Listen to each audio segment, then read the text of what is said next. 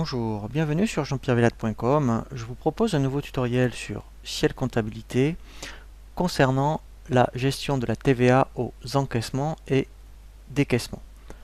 Ce tutoriel est valable pour les versions Ciel 2014, 2013, mais également jusqu'aux versions 2010.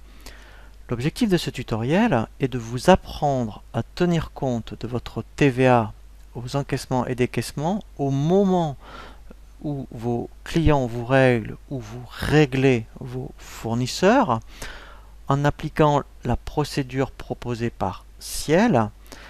L'avantage, c'est que au lieu d'attendre vos relevés bancaires pour saisir votre comptabilité, puisque justement c'est à ce moment-là que vous devez tenir compte de votre TVA, vous pourrez tenir compte vraiment de vos factures, aussi bien fournisseurs que clients, au moment où vous les émettez ou vous les recevez.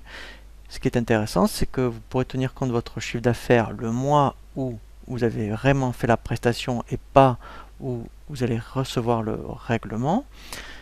Et par contre, c'est vrai que normalement, il faudra quand même faire attention, mais je pense que lorsque vous avez un expert comptable en fin d'année, il vous l'indiquera. Lorsque on est aux encaissements-décaissements, ce sont les activités de service qui sont concernées. Vous ne devez pas avoir un journal d'achat et un journal de vente au mois de décembre, donc vous pouvez très bien alimenter en cours d'année ces journaux, mais il faut absolument qu'ils soient à 0 au 31/12. Donc effectivement, au mois de décembre, eh bien en fait, si vous faites après, je dirais, des prestations mais qui ne seront réglées qu'en le mois de janvier, mais après effectivement votre expert comptable ou vous-même, ces factures-là, vous en tiendrez compte dans ce qu'on appelle des produits constatés d'avance, mais pas dans le journal de vente. Donc l'objectif en fait, c'est que effectivement, si vous indiquez au niveau du logiciel Ciel que vous êtes bien soumis aux encaissements et décaissements, Ciel va le faire tout seul ensuite au niveau de la déclaration de TVA lorsque vous allez recevoir vos règlements ou lorsque vous allez faire vos règlements fournisseurs. La première étape, dans le menu Dossier, Paramètres, TVA, c'est de bien indiquer que en fait vous êtes bien aux encaissements pour les ventes et aux décaissements pour les achats. Si vous activez ces deux options, lorsqu'on va faire des écritures, Ciel va mettre automatiquement des comptes d'attente. Nous allons passer des écritures, admettons, au mois d'avril 2014 pour justement vérifier que lorsque vous avez un compte d'attente, il ne se passe rien dans la déclaration de TVA. Et ensuite, effectivement, lorsque vous allez recevoir les règlements, c'est à ce moment-là que Ciel va tenir compte lui-même de la TVA. Première chose, nous allons faire une saisie, donc nous pouvons très bien utiliser, admettons, saisie facture client. Alors vous pouvez aussi également utiliser facture client rapide. Ensuite, après, effectivement, vous pouvez passer par saisie standard, ça, il n'y a pas de souci. Par contre, après, ce qui est intéressant, c'est lorsque vous faites le règlement, si vous passez par encaissement, donc si vous êtes passé par facture client, vous allez le voir de suite, si elle va vous montrer ce qu'il fait au niveau de la TVA, puisque c'est lui-même en fait qui va vous me dire, ben voilà, je vous l'enlève du compte d'attente et je vais le mettre dans le compte de TVA collecté.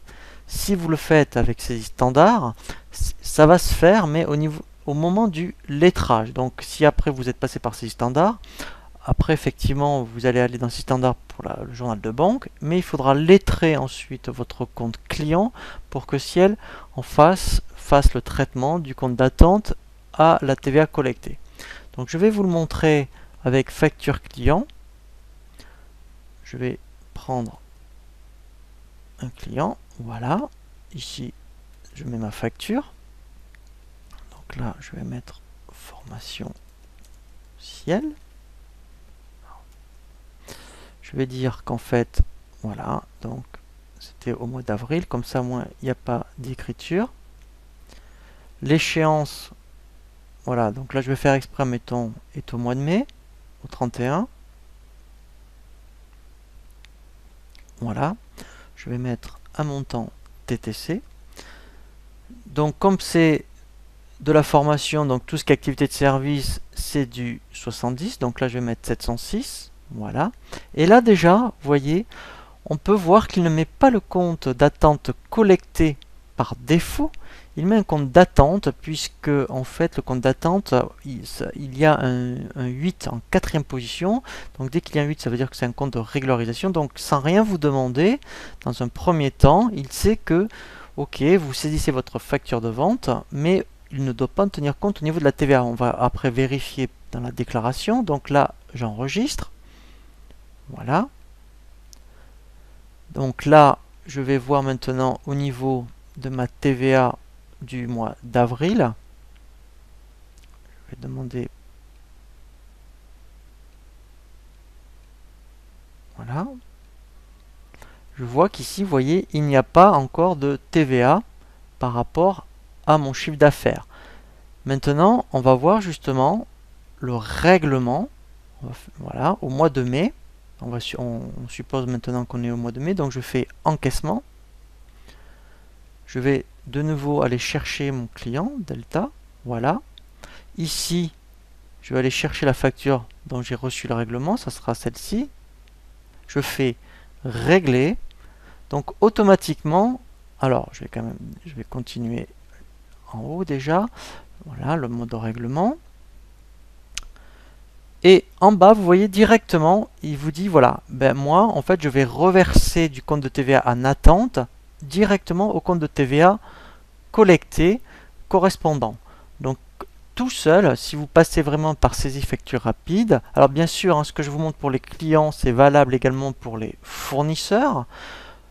Je fais enregistrer. Donc là, ce qui est bien, c'est que automatiquement, il fait le transfert. Règlement, je vais vérifier dans ma déclaration de TVA qu'il a bien tenu compte de ma TVA collectée au mois de mai.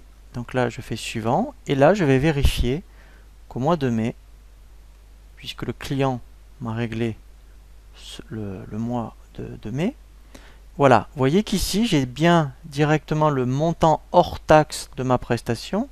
Et ici, maintenant, si je regarde, là, effectivement, je peux avoir en plus directement sur la visualisation, voilà, vous voyez, de ma déclaration de TVA, qu'il m'a bien basculé par rapport à la bonne facture, voilà, le montant de TVA dans le bon compte de TVA collecté.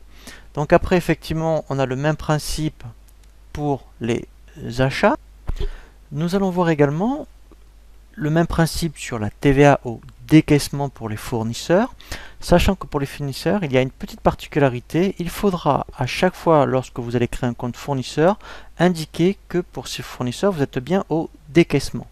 Dans le menu liste plan de compte, donc pour le fournisseur Locabuy, lorsque vous allez donc créer votre fournisseur, dans l'onglet fournisseurs, ici, il faudra bien cocher sur les encaissements.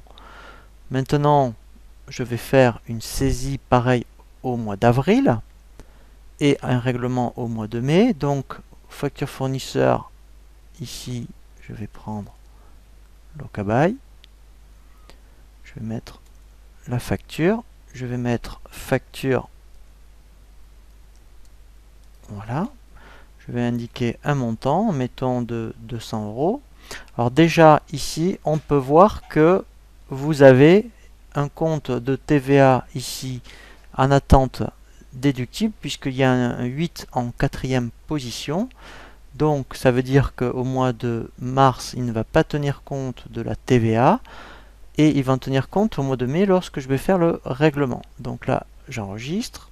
Je vais vérifier qu'au niveau de ma TVA au mois de mars, eh bien, au niveau de la déductible, il n'en tient pas compte.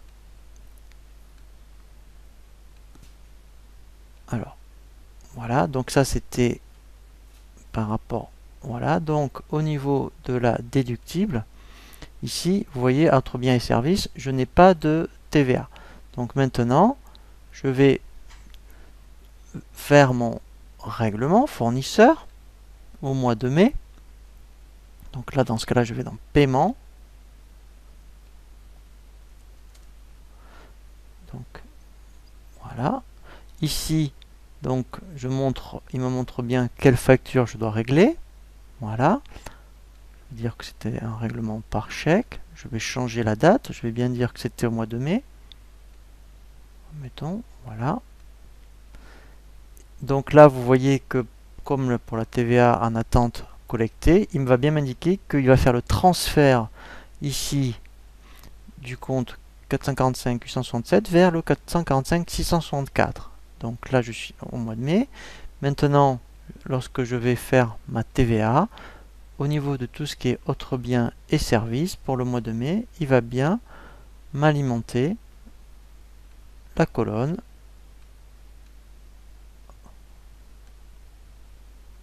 Donc là, maintenant, je vérifie que dans autres biens et services, voilà, vous voyez, j'ai bien mes 33. Et lorsque je clique sur le tout petit point, ici, je peux bien vérifier les écritures en question.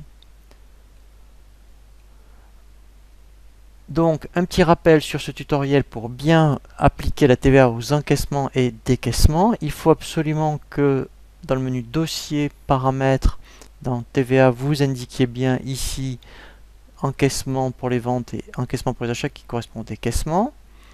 Lorsque vous faites vos saisies de factures avec facture client ou facture client rapide, donc lui va bien tenir compte d'un compte d'attente.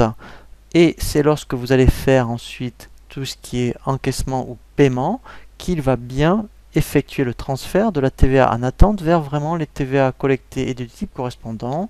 Et dernière chose, il faut bien qu'au niveau de tous vos comptes fournisseurs, vous indiquiez bien que en fait la TVA doit être au niveau des encaissements dans l'onglet ici fournisseurs. Voilà pour le tutoriel sur la TVA encaissement-décaissement. Je vous dis à très bientôt sur jeanpierrevillade.com pour un nouveau tuto.